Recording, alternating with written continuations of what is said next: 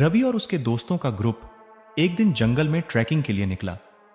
दिन भर की ट्रैकिंग के बाद सभी थक गए थे और अंधेरा भी घिरने लगा था।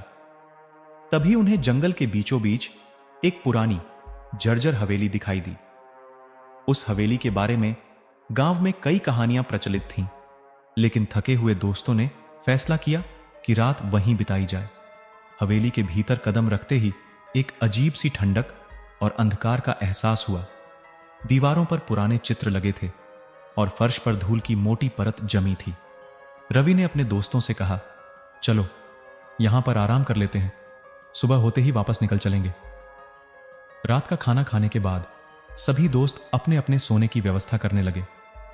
रात के करीब 12 बजे अचानक हवेली के भीतर अजीबोगरीब आवाजें गूंजने लगीं। रवि ने सोचा कि यह उसकी थकान का असर है, लेकिन जब आवाजें और तेज होने लगीं तो वह चौकन्ना हो गया। आवाजें ऐसी थीं जैसे कोई धीरे धीरे रो रहा हो। रवि ने अपने दोस्तों को जगाया और सभी ने मिलकर उन आवाजों का पीछा करने का फैसला किया। हवेली के अंदरूनी हिस्सों में चलते हुए उन्हें एक बड़ा कमरा मिला। उस कमरे के केंद्र में एक पुरानी टूटी हुई तख्त पर एक कंकाल पड़ा था। तभी हवेली के दरवाजे अचानक खुद ब खुद बंद हो गए और कमरे की बत्तियां झपकने लगीं। सभी दोस्त डर के मारे कांपने लगे।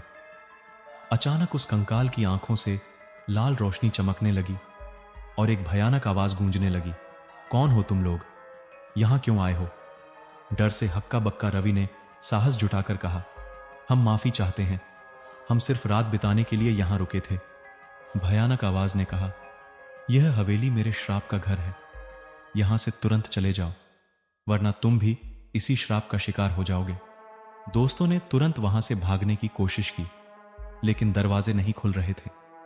तभी एक अजीब सी हवा चली और हवेली के चारों ओर की खिड़कियां खुद ब खुद खुल गईं। दोस्तों ने मौका देखते ही खिड़की से कूदकर बाहर भागने की कोशिश की।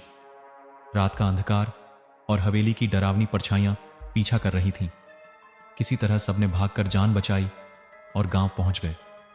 गांव के बुजुर्गों ने उन्हें बताया कि वह हवेली एक पुरानी रानी की थी, जिसे उसके ही दरबारियों ने धोखे से मार दिया था। तब से उसकी आत्मा उस हवेली में भटक रही है और जो भी वहां जाता है उसकी जान को खतरा होता है। रवि और उसके दोस्तों ने कसम खाई कि वे कभी भी उस भूतिया हवेली के पास नहीं जाएंगे और गांव वालों को भी चेतावनी दी कि कोई भी वहां ना जाए। उस रात के बाद रवि और उसके दोस्तों के जीवन में एक नया मोड़ आ गया। वे समझ गए थे कि कुछ रहस्य हमेशा रहस्य ही रहने चाहिए। हवेली की रात ने उन्हें जीवन की असली कीमत समझा दी थी।